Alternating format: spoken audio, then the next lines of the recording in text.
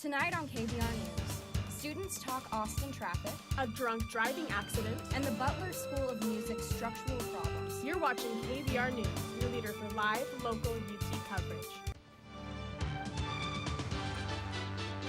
Broadcasting live from the Texas Student Television Studios at the University of Texas. You're watching KVR News at 9, Austin's leader for live, local UT coverage. Your news starts right now.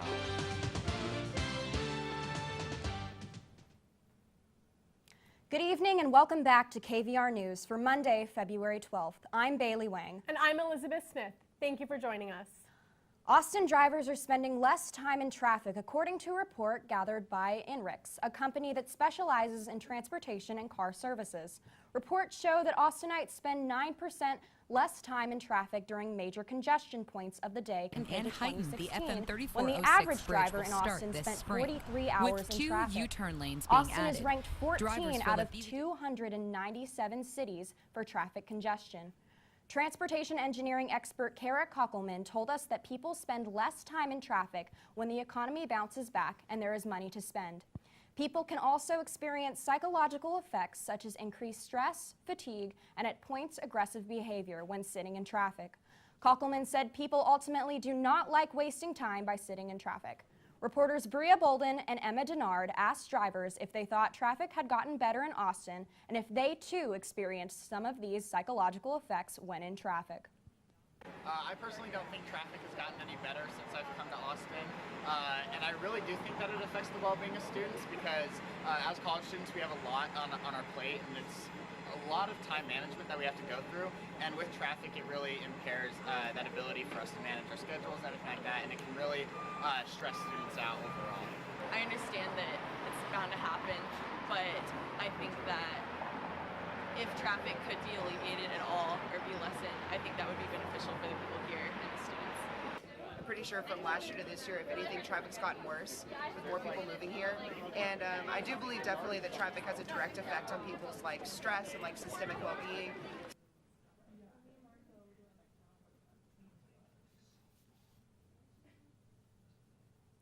UTPD is investigating a stabbing incident that occurred in West Campus early Sunday morning. Police responded to reports of a fight on 20th Street and San Jacinto Boulevard near the Recreation Center on campus around 3:15 a.m., which resulted in one person being stabbed. Initially, UTPD stated that one of the individuals involved was a UT student. However, after further investigation, they corrected their original statement by saying that neither of the two people involved in the fight were affiliated with UT. Both individuals are currently in custody. Police have identified the man hit by a drunk driver on a moped around 3 a.m. Friday morning. The incident occurred at Red River Street. The victim, 46-year-old Timothy Boykin, died from his injuries. Officials arrested Olivia Gruwell, a 21-year-old UT student, when they discovered she had dragged the man's moped under her Jeep to her house. Gruwell admitted to drinking 6 to 9 alcoholic drinks downtown before driving home. She was charged with intoxication manslaughter and failed to stop and render aid after the crash. The charges are punishable with up to 20 years in prison. On February 2nd, the subway on 500 MLK Boulevard reported a robbery involving a woman threatening she had a gun. An employee of the subway claimed that the perpetrator paid for 2 cookies, and after handing her the cash, the employee was given a note that mentioned that she would shoot if she was not given the money in the register. The woman, leaving the store with the cookies and the money, was seen fleeing with the purse. Not so long after the robbery took place, APD found a suspect 2 blocks away who matched the description, carrying the cookies but not the purse. The victim could not identify the suspect as criminal. After reviewing surveillance video on February 3rd, the police were able to distinguish that the suspect, Jitra Lachelle Lee, was seen dropping a purse before entering the store, then picking it up after the robbery took place. Lee was arrested February 8th and charged with robbery by threat. NBC released an apology following a remark made by a commentator during the opening ceremony of the Pyeongchang Winter Olympics. Analyst Joshua Cooper Rameau made a comment upon notice of Japanese Prime Minister Shinzo Abe's attendance of the ceremony, leading him to say Japan is a country which occupied Korea from 1910 to 1945, but every Korean will tell you that Japan is a culture. technological and economic example that has been so important to their own transformation. This drew outrage in the South Korean community, where resentment towards Japan remains from their days of colonization by Japan. A month ago, South Korea questioned Abe's presence at the Games due to escalated tensions over Japan's refusal to apologize for the Japanese military's actions in forcing Korean women to work in military brothels during World War II. Up to 8,000 people signed an online petition demanding an apology from NBC, claiming no South Korean would attribute to the country's rapid growth to Japanese imperialism. Last Saturday, NBC News apologized on air for the statement. Austin welcomed a new Torah this Sunday at a synagogue in Northwest Hills. This particular Torah made history as the first female written Torah in Texas. Only about 10 sofrets, or female scribes, are qualified to write this Torah, a process that takes 18 months to complete. Sofret Jen Taylor Friedman was asked by Austin Jewish congregation Agudas Achim to write the new Torah. During the year and a half it took to complete, many members of the Austin Jewish community had their chance to participate in this process by inscribing a letter on the 613th and final mitzvah. This historic moment was celebrated this Sunday at the Dell JCC campus as Austin welcomed the Torah with a community-wide dedication. The Texas Ethics Commission has fined State Representative Poncho Navarez for several campaign finance statutes.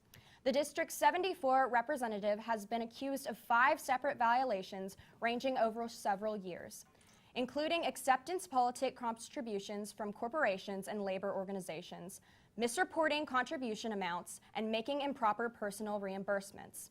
The commission reported that Navarez failed to document more than $94,000 of expenditures and more than $111,000 of contributions between 2013 and 2015. The campaign says that the violations were the result of sloppiness rather than ill will, and that appropriate safeguards have been put in place to ensure complaint procedures in the future. Aetna, the nation's third largest health insurance provider, is under investigation after a former director of Aetna said he never reviewed patients' medical records when deciding whether to cover their medical costs. The ex-employee also claimed that it was custom for directors to rely on email from nurses for patient information. Dr. Arthur Kaplan, a director of medical ethics at NYU, said that this is a huge admission of fundamental immorality and will lead to more than just a slap on the wrist. According to an autopsy report, the Texas State Fraternity Pledge, who was found dead in November, had a blood alcohol content that was 4 times the legal driving limit in Texas.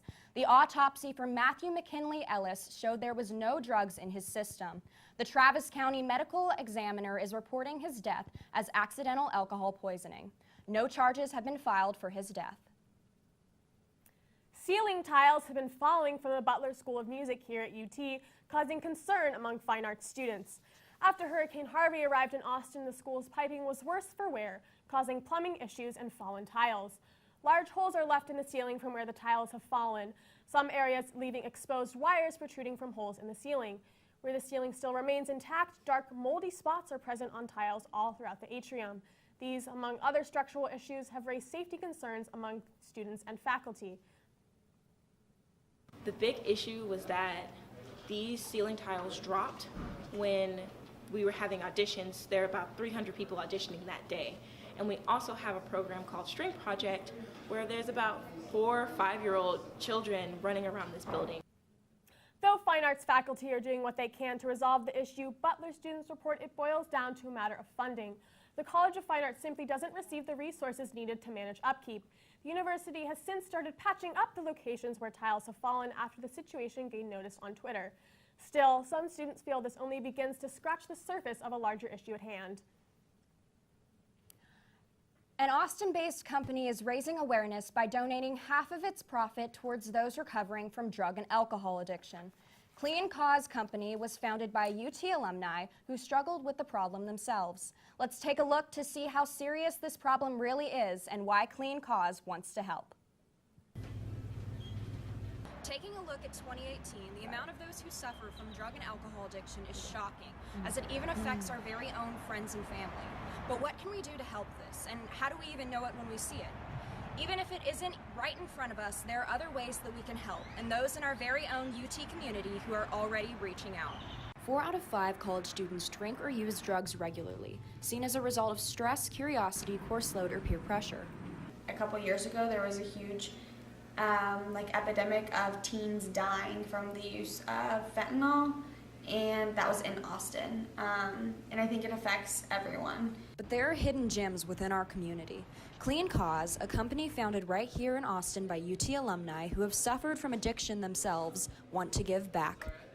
A lot of times it's good for people to live in sober houses or some other environment that's conducive to their recovery.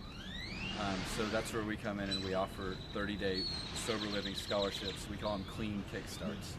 50% of the proceeds collected go towards those who suffer from drug and alcohol addiction. The company has already awarded a total of 175 sober living scholarships, and 150 of those were given to recovering addicts from around the Austin area. I don't think recovery from drugs and alcohol is talked about enough. I think it's kind of something people avoid for whatever reason. A lot of people in recovery don't want to talk about that they are because there's some shame involved with that. But just getting this out on a product and being out in the open with it, I think helps. Baylee, Wang, KVR News. We'll be right back with more news. Doritos controversy sparks protest. And Austinites run without pants.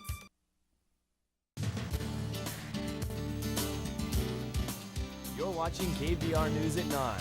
Your campus, your news.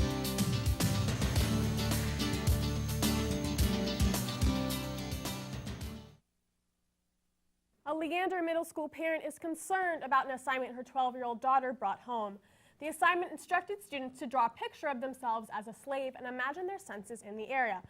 Tanya Jennings says the rest of the assignment did not mention slavery and believes the assignment did not fit with the students' lesson on the Civil War. A Leander ISD spokesperson told KVU they strive to deliver lessons with care and context to the students. New York Attorney General filed a lawsuit against the Weinstein brothers and their company. Attorney General Eric Schneiderman says the Weinstein Company repeatedly broke New York law by failing to protect its employees from pervasive sexual harassment, intimidation, and discrimination. Schneiderman aims to have any owners of the Weinstein Company compensate victims and protect employees. Harvey Weinstein has apologized but denies many accusations. Along with this case, allegations of similar sexual misconduct in Hollywood and Capitol Hill are still under investigation. KVR will keep you updated as we follow the lawsuit. Donald Trump's daughter-in-law, Vanessa Trump, was taken to a Manhattan hospital as a precaution after a letter was sent to her apartment with unidentified white powder. The letter was addressed to her husband, Donald Trump Jr. Vanessa Trump called the police and reported that she was coughing and felt nauseous. 3 people, including Vanessa Trump and her mother, were taken to the hospital for tests out of caution.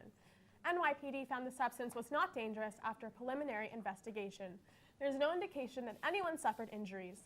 Donald Trump Jr. later tweeted that he was thankful that his wife and children were safe after the incident. President Trump is trying to change the way we think of the International Space Station. The administration plans to end funding of the ISS after 2024, but that does not mean the end of the space station. Trump wants to hand the laboratory over to the private sector and turn it into an orbiting real estate venture. According to an internal NASA document, the current administration does not plan to deorbit the ISS, but wants to continue on a commercial platform. Senator Ted Cruz says he hopes the plan to end funding for the space station proves as unfounded as Bigfoot. NASA is creating a report to determine if the life of the space station can be extended to 2028. Cruz believes no decision should be made until the report is released. President Trump continued his defense of White House Staff Secretary Rob Porter this weekend. Porter became the subject of intense criticism after accusations of domestic abuse from his 2 ex-wives surfaced. Trump defended Porter on Twitter, claiming that Porter was falsely accused and calling for due process in the matter. Trump's response contradicts statements from the White House aides, including White House counselor Kellyanne Conway, who says Trump is very disturbed by the allegations. New York Senator Kirsten Gillibrand responded on Twitter, saying the president has shown through words and actions that he doesn't value Twitter. Porter resigned from the White House on Wednesday, yet discredits the allegations as a coordinated smear campaign. Almost 300 animals were removed from a property in central Texas after Hill Country officials received pictures of dead longhorns. 17 longhorns were found dead, and another 30 may have been euthanized after finding them in alarming conditions. The Humane Society of North Texas assisted in taking the animals to the West Auction Barn.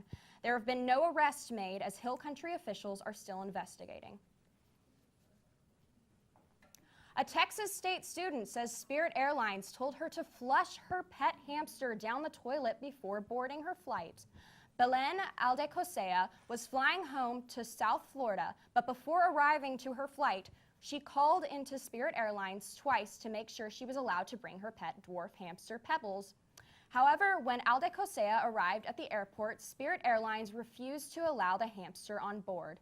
That's when the airline employee told her to flush the hamster down the toilet as a suggestion, and she followed through.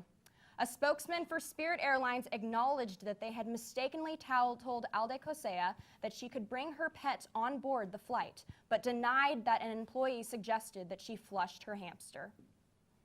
Women and men across Austin gathered this past Sunday at the Texas Capitol in protest of gender-specific marketing by loudly chowing down on bagged potato chips and licking the salty residue that is left on their fingertips. The protest is a response to comments made by PepsiCo's CEO Indra Nooyi. Nooyi says women don't prefer the messiness and crunchy texture of the everyday chip. UT professor Kate Pounder says women just want to be equal. They don't need their own type of chip. After nationwide backlash, PepsiCo is reassuring people that their products are for both men and women. Amazon announced it would start free 2-hour deliveries from Whole Foods, which Amazon bought last June. Austin is one of the 4 cities where the service is being debuted, with the plans to expand it through the U.S. later this year.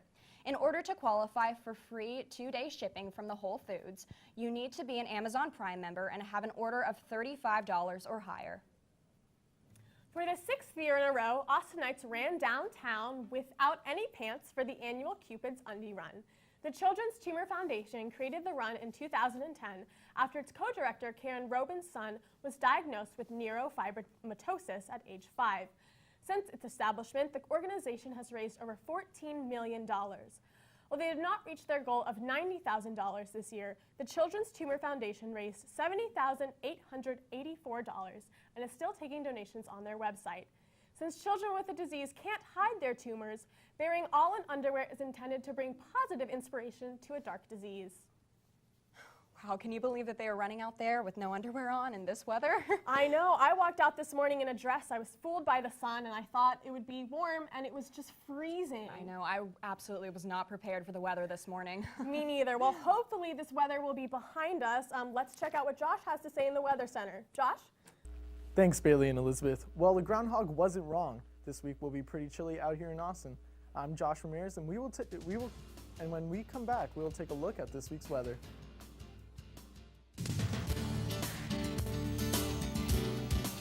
You're watching KVR News at 9. Your campus, your news.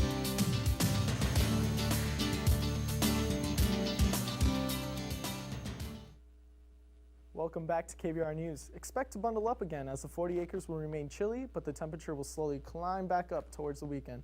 But first, let's start with the brisk Monday we had today. It was partly cloudy with a high of 49 and a low of 38. And it looks like we will have a 20% chance of showers tonight as the clouds slowly kick in. Tuesday's high raises to a warm 56 with a low of 50. Also, don't forget to bring an umbrella as we expect a 40% chance of showers dwindling over Tuesday night until we are partly sunny again on Wednesday. Don't get too comfortable though. Texas weather continues to surprise us this extended winter season. Our forecast shows another chance of rain Thursday and Friday with highs in the 70s and lows in the mid-50s, including possible wind gusts reaching 15 miles per hour. So keep your UT hoodies on and remember, be safe if you are planning on going out this drizzly weekend. Thanks, Josh. We'll be right back with sports.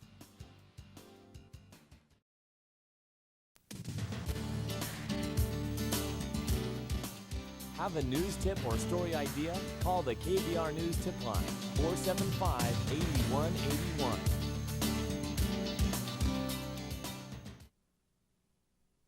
Welcome back to KVR News. It's time to talk Longhorn sports. Men's basketball had a busy week battling 2 conference opponents. Joining me now to break it all down is Wade Adler.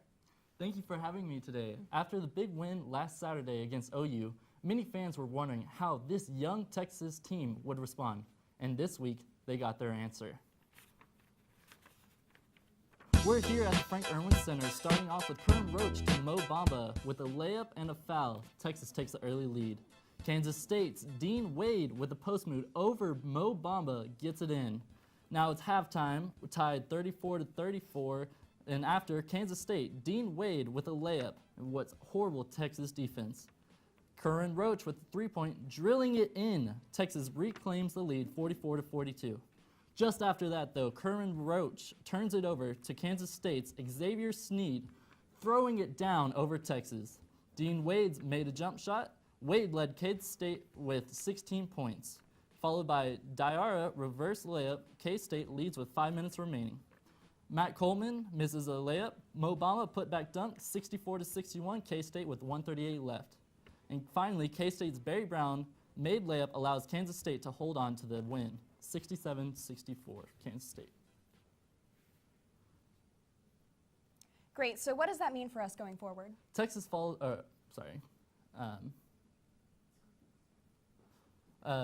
It means Texas has no room for error finishing out the conference season if they want to make the NCAA tournament. UT has a game against Baylor tonight before going to Norman to play Oklahoma, with the Sooners wanting revenge for that last Longhorn win. After that, they will finish up the season against two of the best teams in the Big 12, Kansas and West Virginia.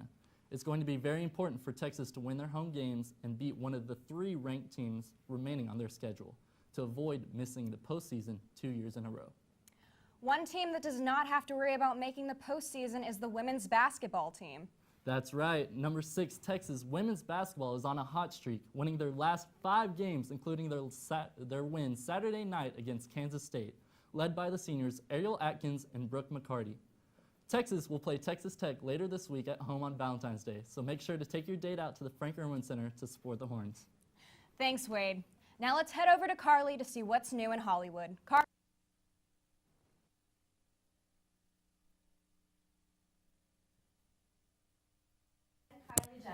We'll be back with your latest entertainment news.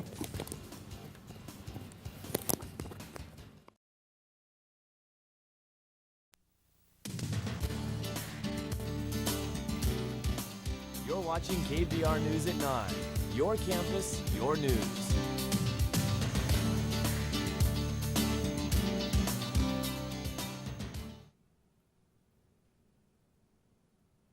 Welcome back to KVR News. For the first time in Olympic history, North and South Korean athletes have united under one team. North Korea's Supreme Leader Kim Jong-un's younger sister, Kim Yo-jong, was in attendance at the Games in Pyeongchang, South Korea. Both Kim Yo-jong and the South Korean President, Moon Jae-in, attended the hockey game between the United Korean women's team and Switzerland. The Koreans lost to Switzerland 0-8, but it should be noted that the Korean team had the disadvantage of having to get their North and South Korean athletes used to playing together in the last minute. We went out to ask what students had to say about this new Snapchat update. Students had some passionate thoughts about it. I don't really like it. I think it's very unorganized. I think it's harder to see people's stories. My Snapchat actually just automatically updated itself last night. I woke up and it was the new one and I absolutely hate it. Really don't like the Snapchat update. It's hard to find stuff.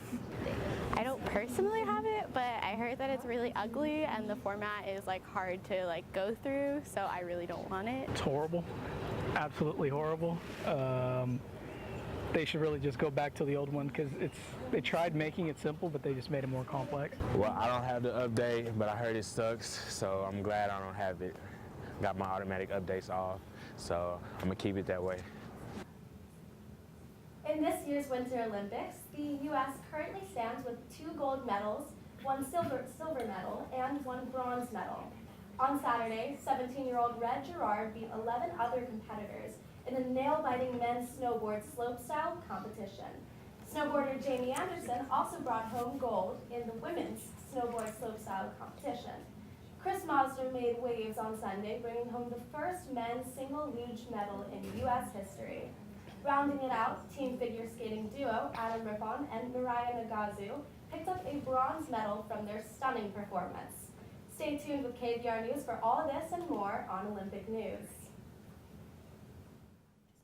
Kylie Jenner's recent baby name reveal broke the internet last week, beating Beyonce's twin pregnancy announcement. The picture became the most liked post in Instagram history. The image features Stormy Webster, Kylie and Travis Scott's baby girl, in a pink onesie, holding on to Kylie's pink manicured finger. The 20-year-old reality TV star has been building suspense by hiding her pregnancy from the public over these past 9 months. She wanted to keep privacy during the pregnancy for her baby's health. During that time, she was secretly filming a candid documentary titled To My Daughter, which she released alongside her pregnancy announcement. Thanks, Carly, and thank you for tuning in. Make sure to follow us for news updates throughout the week. You can follow us on Instagram at TSTV News, Twitter at KVR News, and like us on Facebook by that same name. I'm Elizabeth Smith. And I'm Baylee Wang. Stay tuned for College Press Box up next on Texas Student Television. Have a great week.